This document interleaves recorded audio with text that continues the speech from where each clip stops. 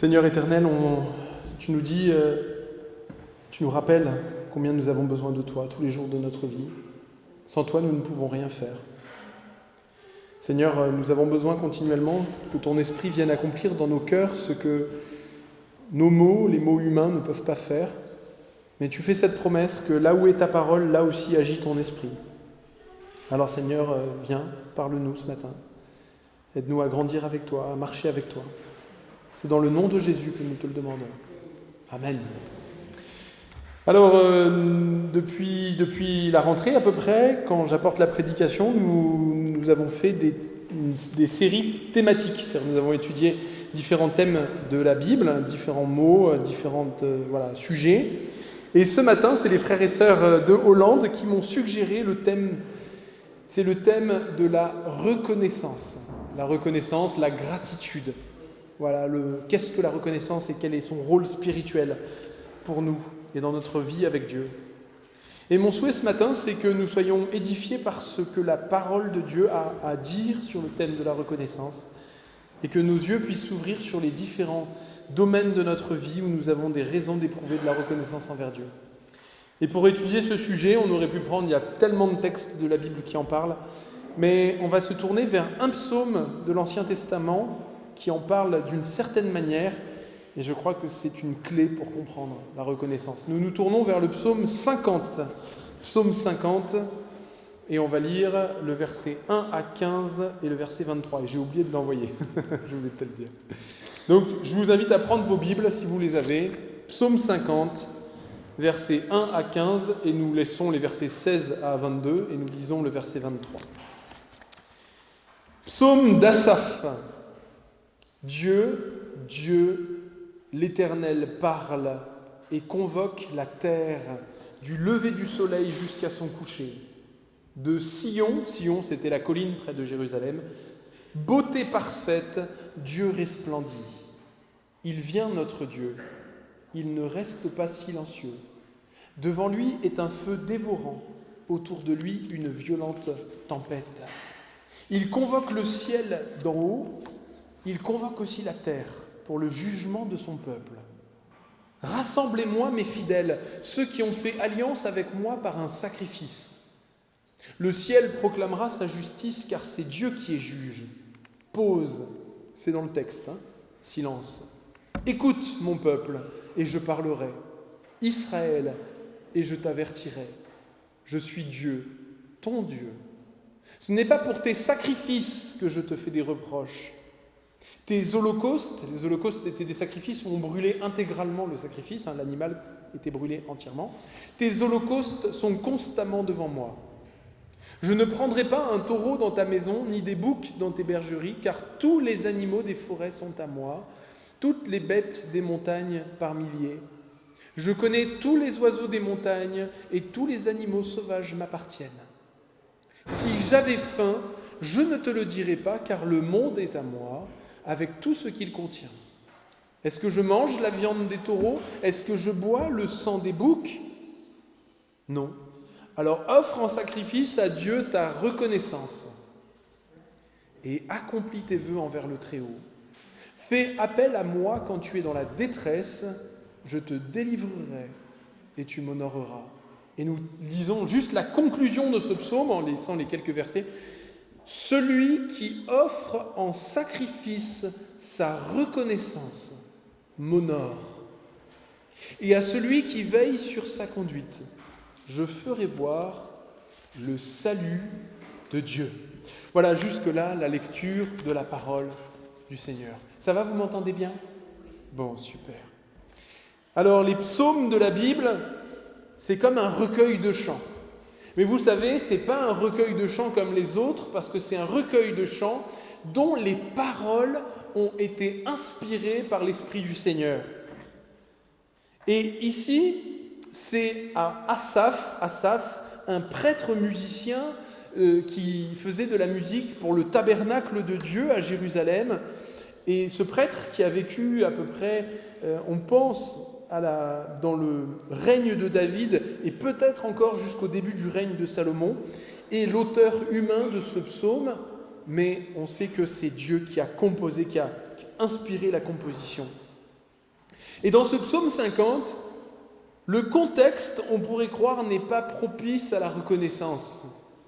Car Dieu se présente comme un roi qui vient rencontrer son peuple, oui, mais il les rassemble pour le jugement.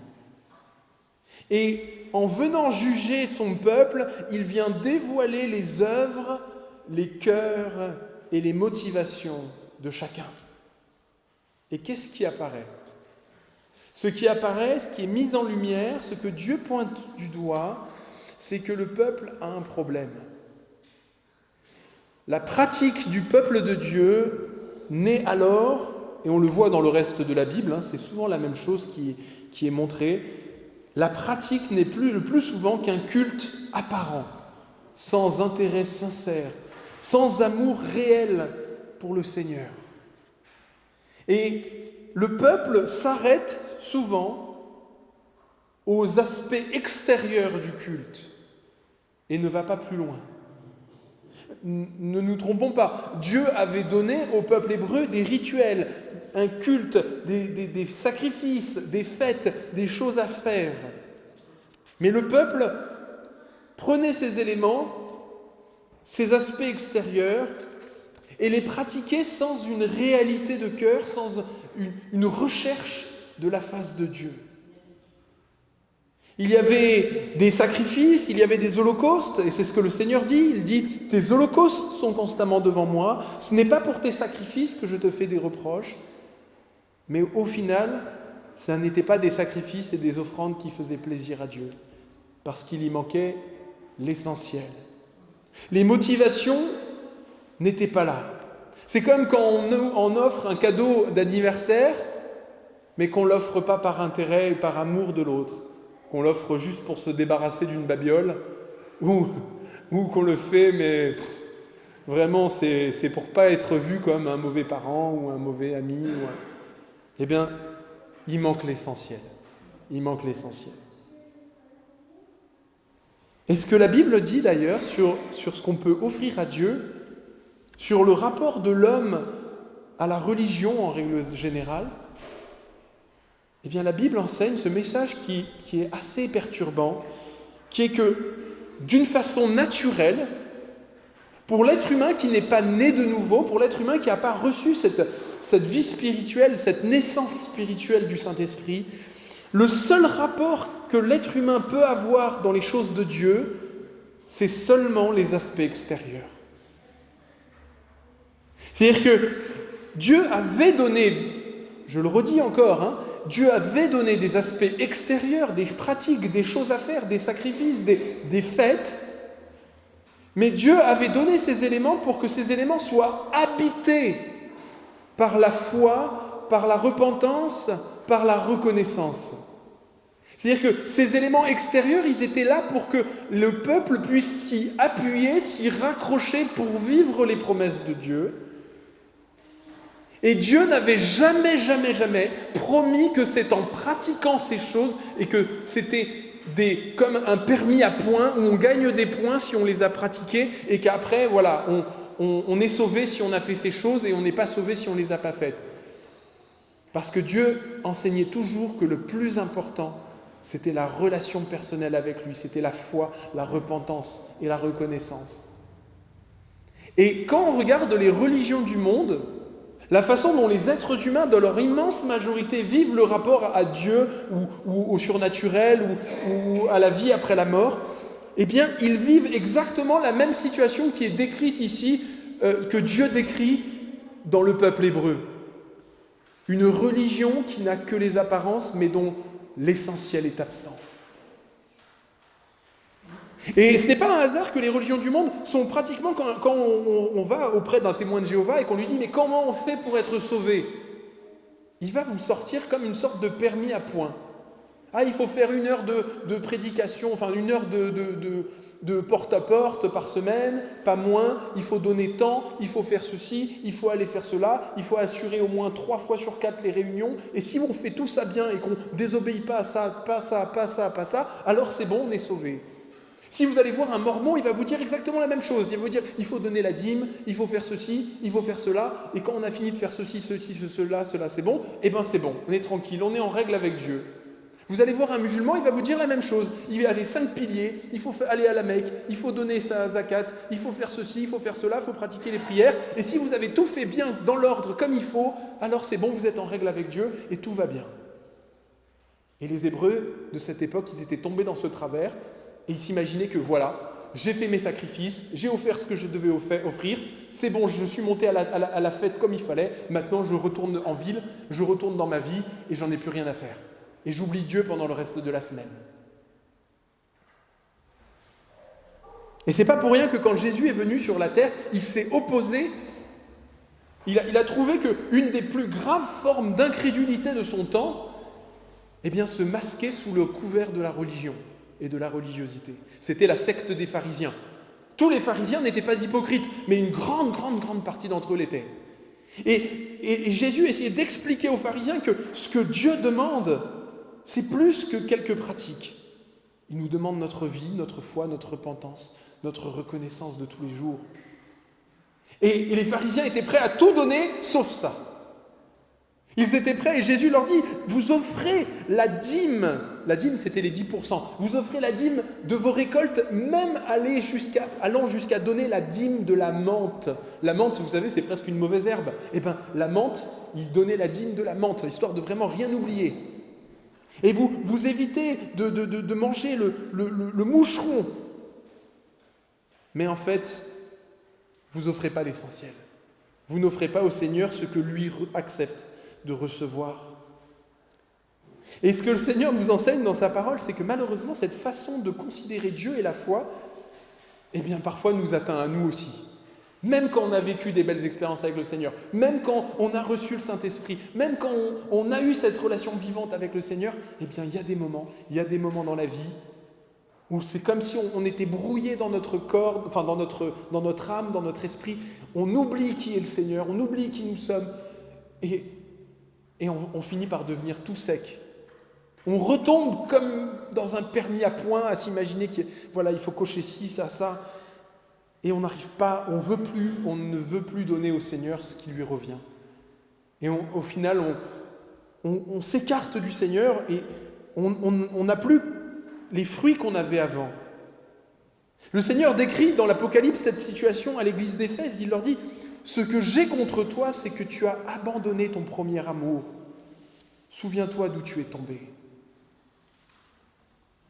Et le chrétien peut tomber dans cette sécheresse spirituelle. Et il peut être un chrétien mature, il peut être un chrétien très engagé.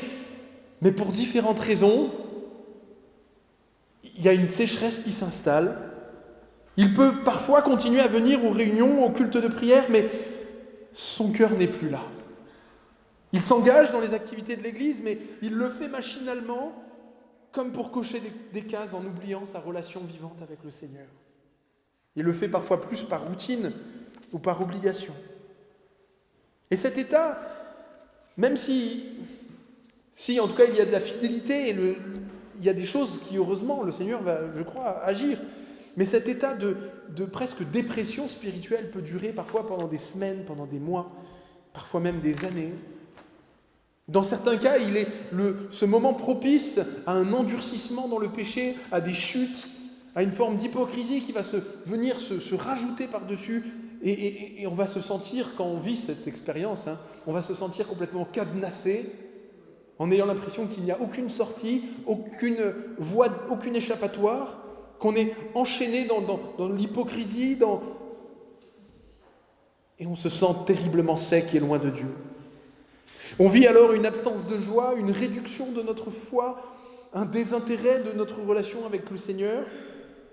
Notre amour pour le Seigneur décroît, nous portons alors moins de fruits de l'Esprit dans notre foyer. Mais heureusement, lorsque cette situation arrive à un croyant sincère, ce n'est ni jamais définitif, ni jamais intégral. Ça n'est jamais une apostasie, un reniement complet de la foi. C'est une nuit de l'âme, un désert spirituel dans lequel on marche, où la foi vacille sans s'éteindre complètement. Et dans cette situation, le Seigneur nous appelle un remède, nous donne un remède. Et c'est le même remède que celui qu'il a donné à ce peuple hébreu qui avait oublié qui était son Dieu. et qui était tombé dans une relation à Dieu qui était une relation non plus selon l'esprit, mais selon la chair. Ce remède, c'est celui de la gratitude et de la reconnaissance. C'est celui qui consiste à commencer tout juste, au début, par un petit effort, à ouvrir les yeux. C'est ce que nous avons lu, versets 14 et 23 de ce psaume. « Offre en sacrifice au Seigneur ta reconnaissance. » Et c'est la conclusion. « Celui qui offre en sacrifice sa reconnaissance m'honore. » La reconnaissance, c'est l'attitude intérieure par laquelle, je dirais presque, je ne peux pas dire que c'est un travail, mais c'est une contemplation à la fois du monde et de soi, et qui donne une attitude par laquelle nous reconnaissons que ce que nous avons vient de Dieu, et qui nous amène à répondre à cette situation, à cette grâce, à ce cadeau, à la valeur de ce cadeau par la louange. Être reconnaissant envers le Seigneur, ça ne relève pas d'un automatisme. Des fois, vous savez, on apprend à nos enfants à dire merci. On voit bien la différence quand ils disent merci, parce que vraiment, c'est merci, et quand ils disent merci, parce qu'ils ont peur de se faire gronder s'ils n'ont pas dit merci. Et ce que le Seigneur nous demande, là encore, c'est pas d'être reconnaissant en disant « bon, ça va, j'ai été reconnaissant, je peux cocher la case ». C'est vraiment de travailler dans notre vie spirituelle. Vous savez, c'est un effort parfois, de nous arrêter et d'arriver à dire « ok, par la foi, j'accepte que ce que j'ai reçu, ce que j'ai, je l'ai reçu, et ce que j'ai reçu, je ne le méritais pas. Le Seigneur m'a traité d'une manière meilleure que celle avec laquelle j'aurais dû être traité. » C'est une réalisation que nous dépendons totalement de Dieu, que ce que nous avons vient de lui. Vous savez, c'est ce que le Seigneur avait dit dans la parole, dans l'épître de Jacques. Jacques, le frère du Seigneur, dit « Tout don excellent, tout cadeau parfait vient d'en haut du Père des Lumières. » Et l'apôtre Paul nous dit d'ailleurs, dans 1 Corinthiens chapitre 4, il nous dit « Qu'avez-vous que vous n'avez pas reçu ?» Et quand on réalise ces choses-là, eh bien, et qu'on les médite, vous savez, on peut pas, il ne s'agit pas de simuler la reconnaissance, mais de la stimuler. Et on peut stimuler notre reconnaissance. On a cet exemple dans les psaumes, avec le psaume 103, c'est le psaume de David, où David dit, et se parle à lui-même, il dit « Mon âme bénit l'Éternel et n'oublie aucun de ses bienfaits. » Il se parle à lui.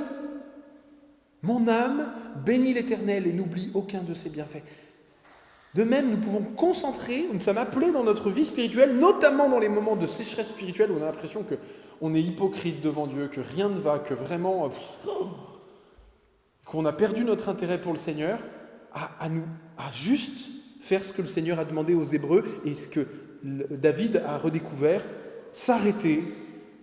D'ailleurs, c'est pas pour rien, il y a un silence dans ce psaume, vous l'avez entendu, il y a ce shelach en hébreu. Silence, pause. Et ensuite, ce verset quelques temps plus tard, où nous sommes appelés à offrir au Seigneur notre reconnaissance. Dans l'Ancien Testament, c'est pas pour rien que Dieu avait donné 2 types de sacrifices. Il y avait 2 types principaux de sacrifices. Le sacrifice de culpabilité, où on offrait au Seigneur un sacrifice pour demander pardon en reconnaissance de la gravité des fautes qu'on avait faites. Et en offrant un sacrifice, le sacrifice était brûlé intégralement, c'était ce qu'on appelait l'Holocauste. Et c'était pour signifier qu'on se repentait devant Dieu et qu'on lui faisait confiance qu'il allait nous pardonner. Et une fois qu'on avait fait ce type de sacrifice, on pouvait offrir un 2e sacrifice. Et ce sacrifice était différent, on appelait le sacrifice de reconnaissance. Et là, on offrait une bête. Soit elle pouvait être brûlée en entier, mais si on voulait, elle pouvait être brûlée seulement pour une partie. Et l'autre partie, on pouvait la manger en présence du Seigneur. Et vous savez que c'est un lien avec la façon dont nous pratiquons la Sainte Seine. Et en fait, quand on y réfléchit, dans le temple de Jérusalem, il n'y avait pas grand-chose qu'on pouvait offrir en termes de sacrifice. Il n'y avait que ces 2 sacrifices. Celui qui signifiait la repentance et la foi, et celui qui représentait la foi et la reconnaissance. Et la vie chrétienne, c'est finalement ces deux aspects. C'est ces deux jambes sur lesquelles on est tout le temps en train de marcher. On se repent, on demande pardon au Seigneur et on le remercie. Pardon et merci. C'est les deux mots, c'est les deux poumons de la vie chrétienne. Et on a besoin des deux.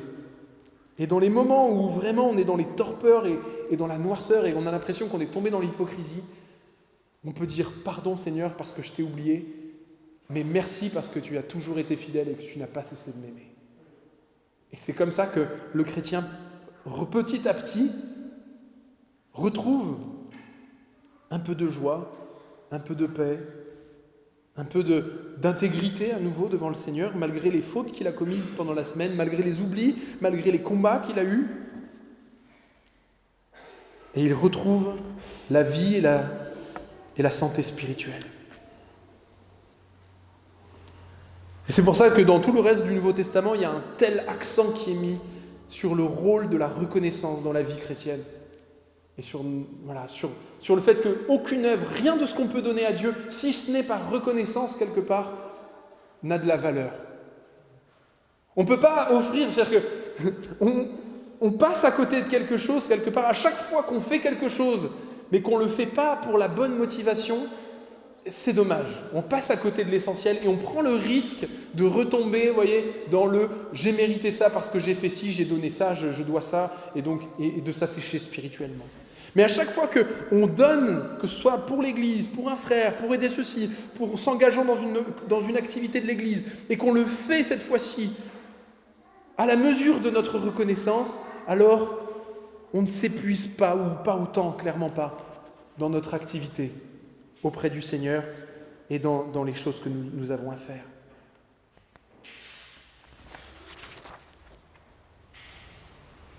La reconnaissance est l'aliment de base de la vie chrétienne.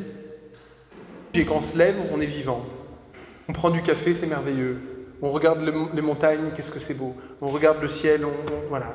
Tout témoigne de la bonté, de l'amour et de la grandeur du Seigneur. Mais la Bible nous enseigne que l'un des sujets les plus extraordinaires, ce n'est pas seulement que Dieu nous donne à vivre aujourd'hui, mais ce qu'il a donné pour que nous puissions vivre avec lui pour l'éternité. Vous le savez, c'est vraiment quand on l'a compris, quand on le vit, quand on s'en souvient, parce que même quand on est chrétien, des fois on oublie, mais quand on se souvient que nous n'avons pas plus gagné notre droit de vivre sur la terre que notre salut éternel, que ce salut, ce pardon, nous l'avons reçu gratuitement, par l'œuvre de Jésus à la croix, par Dieu qui s'est donné pour nous, que Jésus a vaincu la mort, il a brisé la puissance du péché, il nous a réconciliés avec Dieu. C'est un sujet éternel de reconnaissance et de joie.